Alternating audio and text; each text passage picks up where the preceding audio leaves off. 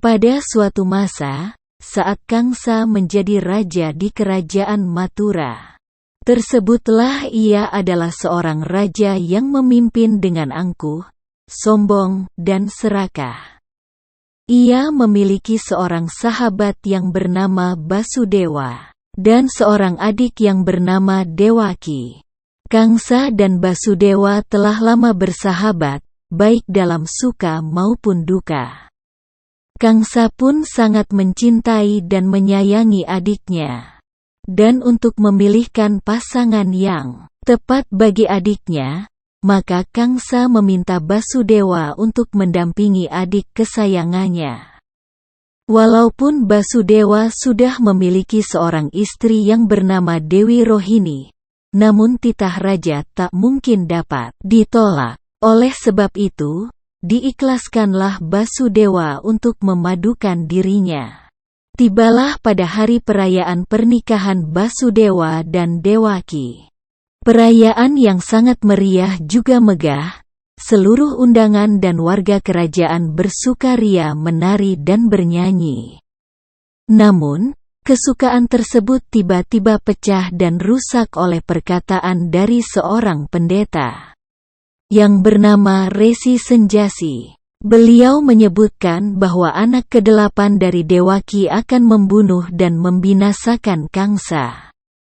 Kebenaran akan pernyataan Resi tersebut dibuktikan dengan suara petir yang menggelegar dan cepatnya pergerakan awan di langit.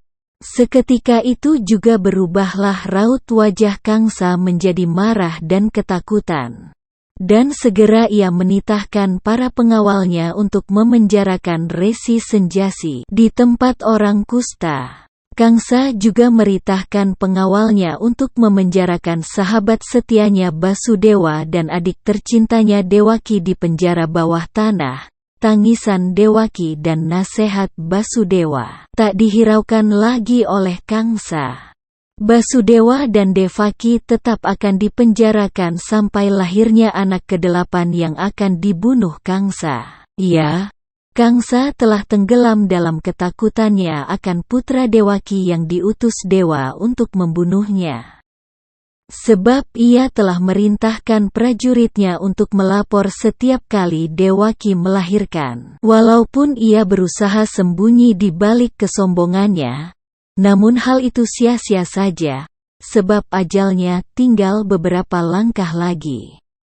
Sebenarnya, ia memiliki dugaan yang salah pada sahabat dan adiknya. Kangsa sangat merasa kecewa karena menduga sahabat setia dan adik tercintanya telah bersekongkol dengan dewa untuk membunuhnya. Hal itu sangat disayangkan. Sebab jika ia sadar dan mengerti alasan dewa mengirimkan seseorang untuk membunuhnya, dan berusaha untuk berbenah diri, mungkin pahala yang akan ia terima sedikit lebih ringan. Tapi hal itu tidak terjadi. Kangsa tetap pada kesombongan dan keserakahannya dan tak berubah. Di saat yang sama, Dewaki sedang mengandung anaknya yang pertama. Ia meratepe dan menangis. Ia selalu mempertanyakan nasibnya kepada Basudewa, walau tak ada jawaban yang pasti. Basudewa berusaha untuk menguatkan batin istrinya. Hal itu terus terjadi hingga tibalah hari kelahiran putra pertama Dewaki. Kangsa pun datang dengan pedang terhunus, setelah mendapat laporan dari prajuritnya.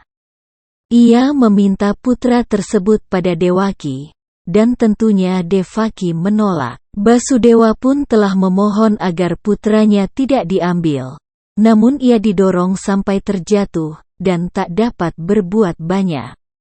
Hingga akhirnya, Kangsa mengambil putra tersebut dengan paksa, dan dilemparkannya ke tembok, sampai bayi tersebut tak dapat bernafas lama di bumi. Dewaki berteriak dan menangis histeris, menyaksikan putra pertamanya dibunuh oleh kakaknya sendiri. Basudewa pun meratap dan memandangi darah yang mengalir dari tembok menuju mayat putranya yang telah kaku. Kangsa tertawa, karena merasa telah menggagalkan langkah Dewata yang pertama. Namun sesungguhnya, ia telah mentertawakan dirinya sendiri yang tinggal 7 langkah lagi akan bertemu dengan ajalnya. Tak beberapa bulan kemudian Dewaki telah mengandung putranya yang ke-8. Ia hanya berharap agar ramalan Rsi Senjasi itu benar-benar terjadi, agar pengorbanannya selama ini tidak sia-sia. Basudewa pun berharap demikian. Dewaki mengisi masa kehamilannya dengan terus menangis dan meratap. Basudewa juga kebingungan harus bagaimana lagi menguatkan batin istrinya dan dirinya yang sedang diberikan tanggung jawab yang sangat berat oleh Dewata. Tibalah detik-detik kelahiran putra Dewaki yang ke-8. Petir menyambar-nyambar, halilintar yang menggelegar semakin mengheningkan suasana. Tiba-tiba pada malam yang gelap itu, terdapat sebuah cahaya yang terang yang memasuki penjara bawah tanah tempat akan lahirnya putra ke-8 Dewaki. Sesaat kemudian lahirlah Sri Kresna ke dunia ini. Terdengarlah dari langit, Dewata bersabda, "Wahai Basudewa, putramu ini adalah utusan dari Dewa untuk membinasakan Kangsa karena kesombongan dan keserakahannya. Bawalah putra ini pada sahabatmu, Raja Nanda di Gokula, ia akan merawat anakmu dengan baik." Seusainya Dewata bersabda, tiba-tiba lepaslah rantai yang mengikat tubuh Dewaki dan Basudewa. Bergegaslah Basudewa untuk membawa putranya ke Gokula dan akan diserahkan pada Raja Nanda.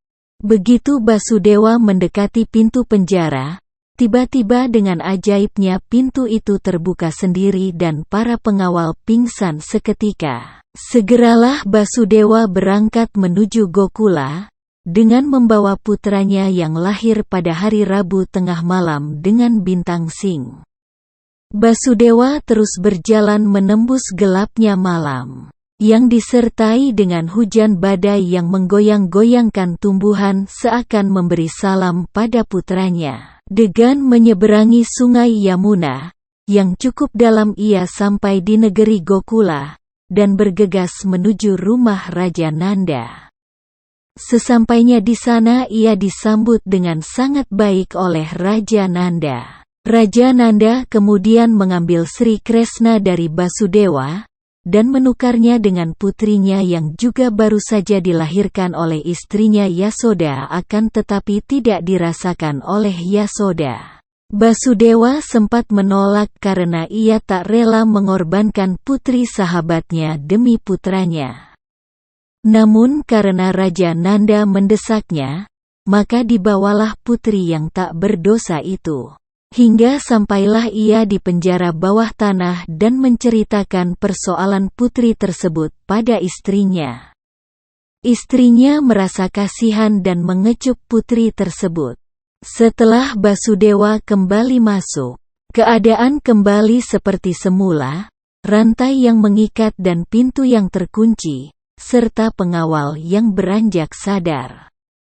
Salah satu dari pengawal tersebut segera bergegas dan melapor pada Kangsa mengenai Dewaki melahirkan seorang putri. Mendengar kabar tersebut, Kangsa tertawa saking senangnya, karena menganggap Dewata merasa takut dan tidak jadi mengirimkan putra sebagai utusan untuk membunuhnya. Akan tetapi, ia tetap berkeinginan untuk membunuh putri tersebut dan segera mendatangi adik dan sahabatnya di penjara bawah tanah. Bayi putri tersebut ditarik dari tangan Dewaki. Namun ketika akan dilemparkan ke tembok, bayi putri tersebut melayang di atas, seakan diselamatkan oleh Dewata. Dan melalui langit yang gelap diiringi petir, Dewata bersabda seakan mewakili putri Raja Nanda itu. "Aku bukanlah tantanganmu. Kau tak akan mati jika aku hidup. Namun, yang akan mencabut nyawamu telah lahir. Bersiaplah." Mendengar sabda tersebut semakin terlihatlah ketakutan yang terpancar dari wajah Kangsa. Maka sejak saat itu Dewaki dan Basudewa merawat bayi putri dari Yasoda dan Raja Nanda,